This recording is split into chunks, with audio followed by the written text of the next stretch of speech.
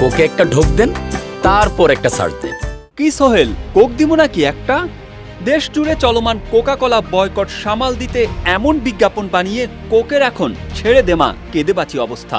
কারণ বিজ্ঞাপনটি প্রচার শুরুর সাথে সাথে দেশ জুড়ে শুরু হয় নতুন উদ্যমে বয়কট।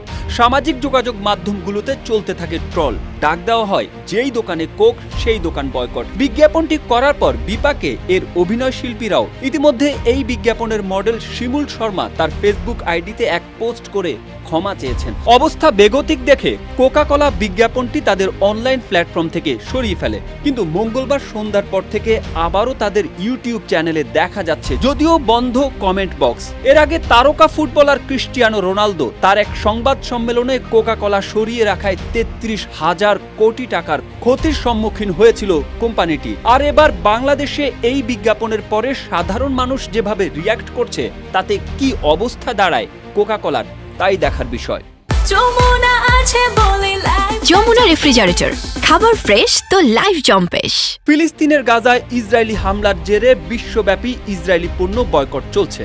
কয়েক মাস আগে সামাজিক যোগাযোগ মাধ্যমে কোমল পানীয় কোকা কোলা বয়কটের ডাক ওঠে। বয়কটের মুখে বিক্রি কমে যায় একসময়ের জনপ্রিয় পানীয় কোকা কোলার। তবে সময়ের সঙ্গে যখন মানুষ ভুলতে বসেছে বয়কটের কথা, ঠিক তখনই কোকা কোলা বাংলাদেশের একটি বিজ্ঞাপন যেন ফের উস্কে দিয়েছে সবকিছুকে।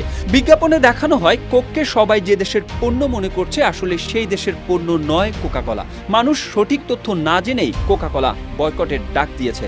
১৯০টি দেশের মানুষ কোক খায়, এমনকি ফিলিস্তিনে কোকা কোলার ফ্যাক্টরি রয়েছে। তাই বিভ্রান্ত না হয়ে গুগলে সার্চ দিয়ে নিশ্চিত হওয়ার আহ্বান জানানো হয়েছে বিজ্ঞাপনটিতে।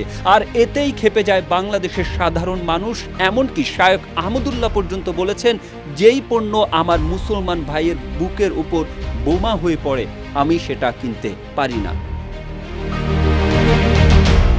গত রোববার বিজ্ঞাপনটি প্রচার শুরুর পর থেকে আলোচনা সমালোচনার মাঝে কোকা কোলা মঙ্গলবার সকাল থেকে তাদের ইউটিউব থেকে বিতর্কিত বিজ্ঞাপন ভিডিওটি সরিয়েছে বলে মনে করা হয়। কারণ দুপুরের পর থেকে ১ মিনিটের ওই বিজ্ঞাপনটি ইউটিউবে দেখা যাচ্ছিল না। এতে প্রায় সবাই ধরে নিয়েছিলেন সমালোচনার মুখে হয়তো বিজ্ঞাপনটি সরিয়ে নিয়েছে কোকা কোলা।